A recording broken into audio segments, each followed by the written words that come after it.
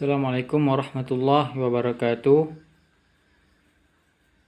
Di sini saya perwakilan dari kelompok 9 ingin mempresentasikan makalah kami yang berjudul Biografi Muhammad Abduh dan Usaha Pembaharuan Pendidikan Islam di Mesir. Baik, langsung saja.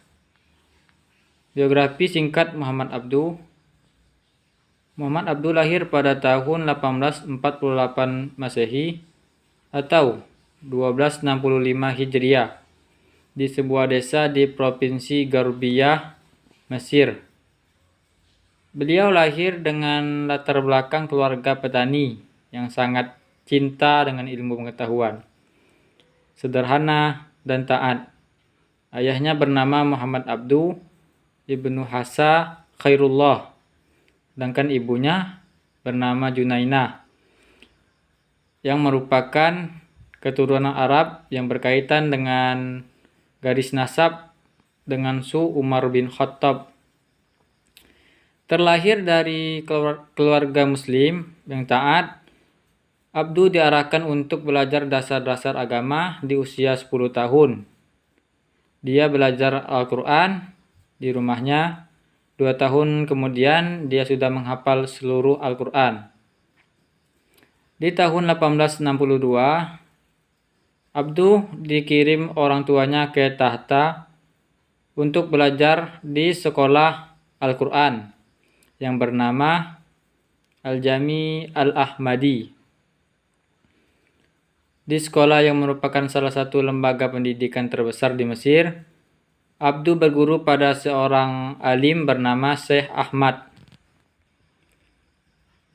Model pengajaran yang didapatkan Abduh saat itu merupakan model pengajaran yang dipraktikkan oleh Mesir dan bahkan dunia muslim pada umumnya.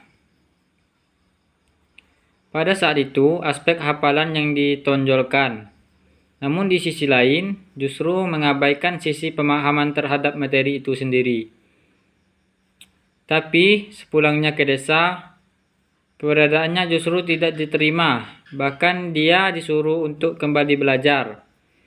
Putus asa dengan keadaannya, bukannya kembali ke Tahta, Abduh malah bersembunyi di rumah salah satu pamannya. Dan disitulah dia bertemu Syekh Darwisi.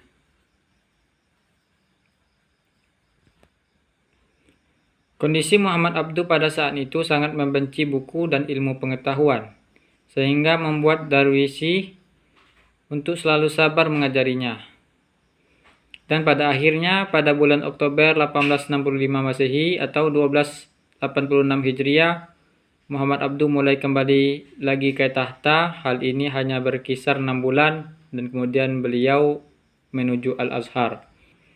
Selanjutnya, faktor-faktor yang mempengaruhi pemikiran Muhammad Abduh. Faktor tersebut diantaranya yaitu yang pertama, faktor sosial. Faktor sosial yaitu berupa sikap hidup yang dibentuk oleh keluarganya dan gurunya.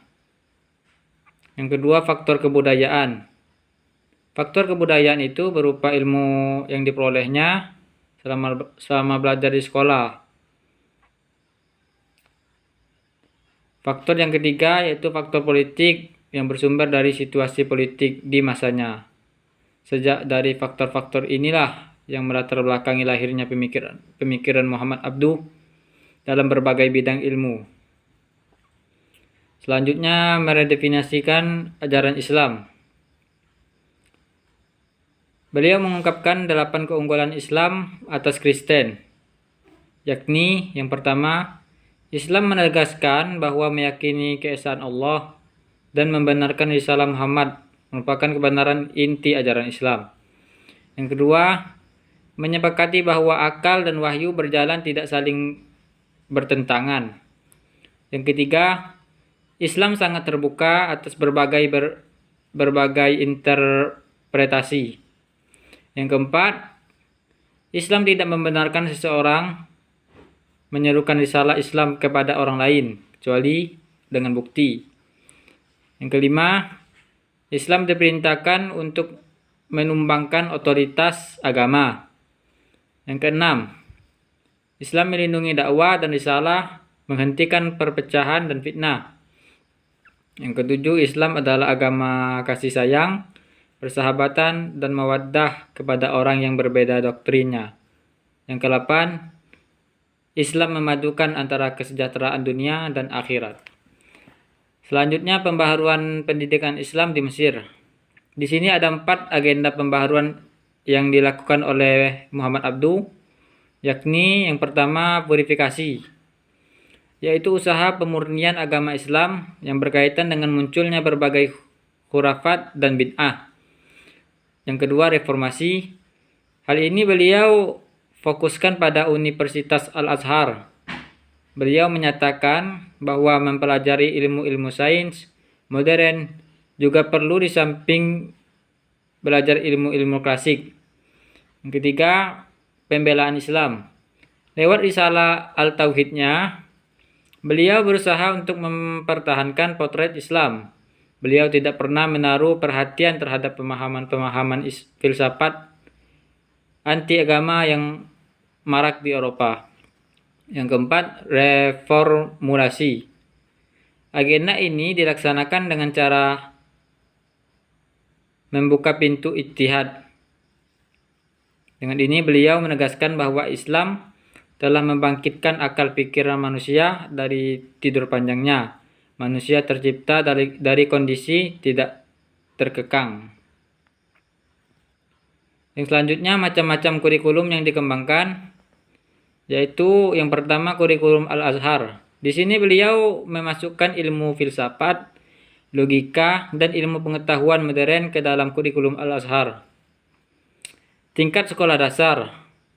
Beliau beranggapan bahwa dasar pembentukan jiwa agama hendaknya sudah dimulai semenjak masa kanak-kanak. Yang ketiga, tingkat atas. Upaya ini dilakukan dengan mendirikan sekolah menengah untuk menghasilkan ahli dalam berbagai lapangan administrasi militer, kesehatan, perindustrian, dan sebagainya.